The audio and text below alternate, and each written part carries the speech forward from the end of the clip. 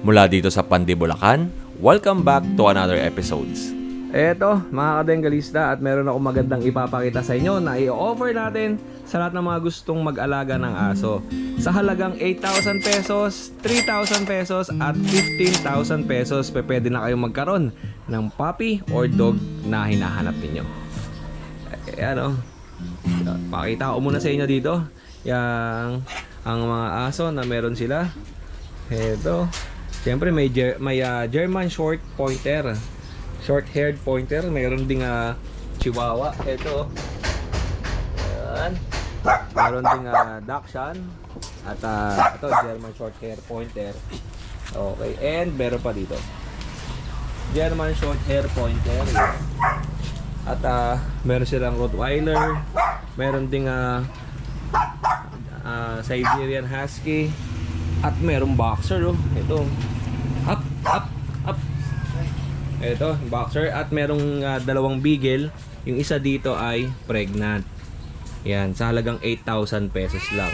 Yun, so simulan natin mga kadenggalista. Ipapakita ko muna sa inyo isa-isa ang kailang mga aso. Unahin natin itong beagle. Ayan, etong mga beagle na to ay proven na. Yung isa light color, yung lalaki, itong dark na lalaki, meron na siyang cherry eye. Tapos itong babae ganun din. Itong babae ay pregnant na yan, sa halagang 8,000 pesos. Panalo na kayo dito. Tingnan nyo po, ayan. Ito, in-out na ng may-ari to dahil hindi na nga nila maaasikaso. Kaya 4 out na. 8,000. Yung babae pregnant. And next natin, itong boxer. Ayan. Yung boxer na to ay male, sa halagang 8,000 pesos din. Ang edad nito ay 1 year old. Ayan, boxer. And then ito naman ay mga kasama nito siguro mga vet card lang. And itong boxer, 8,000 lang din. Napakaganda niya mga kadenggalista. Walang ganito sa market. Bihira kayo makakita ng boxer sa market. And next naman natin, itong Rottweiler. Male Rottweiler with papers din. 1.5 year old. Tapos 8,000 lang din ang bigay ng ano nito, may-ari. Ayan po. Okay. Teka. Ayan po. 8,000 pesos. At eto namang isang Siberian Husky. Kung makita nyo ganyan yung itsura niya, kasi nga naglinis kanina dito. Nilinis yung kanilang kulungan. Eto po. Yan yung Siberian Husky with papers din to. 1 year old din. Eto 1 year old din Siberian Husky with papers. Ayan po. And next naman natin itong German short hair pointer. Itong mga nandiyan sa gilid na yan ay 8,000 pesos in-out ng seller. At itong German short hair pointer, meron tayong female, meron tayong male, at meron tayong maliit dito na male. Okay. Ito naman sa halagang 15,000 pesos mag 2 years. Pero non-paper to, mga GSP niya. Ito yung lalaki. And ito naman yung babae. Okay. Yan po. Napakalambing oh. And ito naman yung mga maliliit, 3 months old. Ito male. Tapos itong isa male and female. At meron pa tayo dito Dachshund, 3,000 pesos lang ang bigay ng seller. Ayan po, Dachshund, 3,000 pesos. Ito 8 months po yung Dachshund. And itong Chihuahua naman ay 11 months. Doggy! Ayan o. 3,000 pesos ang gandang Chihuahua. Ano? Male yung Chihuahua. Nangangalabit to. O yan po. Sa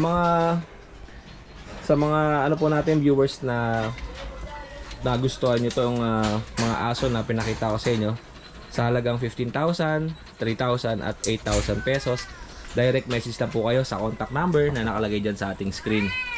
Ayan po. Ayan. Roti. Ang ganda na itong roti. 8,000 lang oh. Sulit na kayo dyan. Siyempre tsaka itong boxer oh. Itong boxer lalaki, kung meron naman kayong female nito, kunin nyo na to.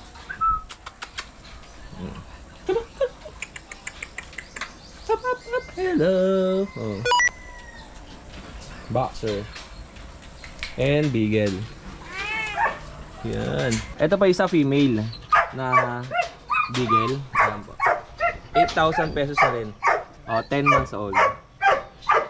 Okay, sige. And meron pa tayo dito. May Belgian Malinois pa tayo dito na 9 months old na Belgian. Napakalaki nito. Female, male na Belgian. Kung gusto niyo naman to, 5,500 lang binebenta ng seller.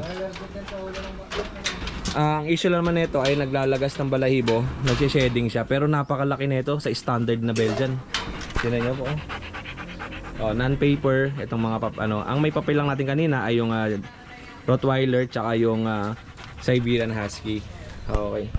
So sa lahat po ng interesado dito sa mga aso na pinakita ko po sa inyo, ay direct message lang kayo dyan sa contact number ng seller. Bukod dun sa mga aso na pinakita ko sa inyo, ay may binebenta pa yung seller natin dito na mga motor. Ito, Miracle siya dito na parang enduro style. 8,000 pesos niya binebenta. Yan, 8,000 pesos. Tapos meron pa siya ditong Rouser 180 na binebenta niya dito ng 25,000 pesos. Ito 25,000. Complete papers naman po ito.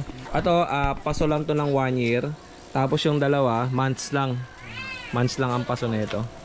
Tapos yung kolong-kolong na to ay binebenta po ng seller natin na 60,000 pesos kasama na yan.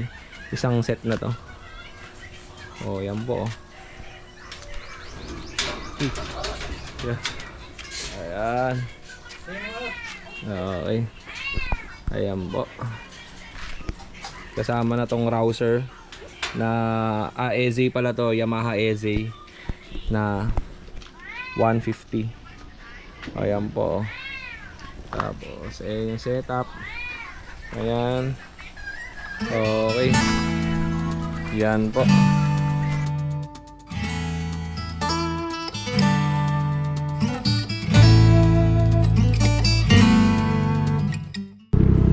Share ko lang experience ko dito sa Candaba, Pampanga.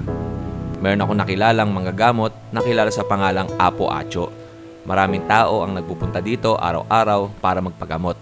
Tulad ng mga kinulam, binarang, sinalbahe at kung ano-ano pa. Hindi ko alam kung paano ko ipapaliwanag sa inyo. Pero kahit ako kinalibutan nung sinabi niya na may mga sumasalbahe sa akin. Nagulat ako nang nakapunta ang kanyang espiritu sa aking bahay at nakita niya yung mga nasa paligid ng bahay ko. Mga tao na sumasalbahe sa akin at mga taong inggit sa kung anong meron ako. Lahat ng binanggit niya ay nakakilabot mula sa pwesto ng aking bahay hanggang kung papaano makarating dito. May mga tao siyang binanggit na dapat kong iwasan. Mga taong nakasalamuha ko sa araw-araw na may mga masasama palang binabalak sa akin. Hindi pa siya nakakarating sa bahay ko kahit yung mga taong sinama ko dito hindi pa nakakapunta sa bahay ko. Kaya palaisipan sa akin kung paano nakapunta ang kanyang espiritu sa aking bahay. At nakita niya kung ano ang mga pinagdadaanan ko. Iba-iba tayo ng paniniwala pero nirespeto ko kung ano man ang paniniwala ng iba. Nang lumabas na ako sa chapel ni Apo Acho ay guminhawa ang aking pakiramdam. Sa mga gusto po magpunta sa chapel ni Apo Acho, matagpuan po siya sa Sitio 2, Bahay Pare, Dulong Ilog, Candaba, Pampanga. At ito po ang kanyang Facebook account.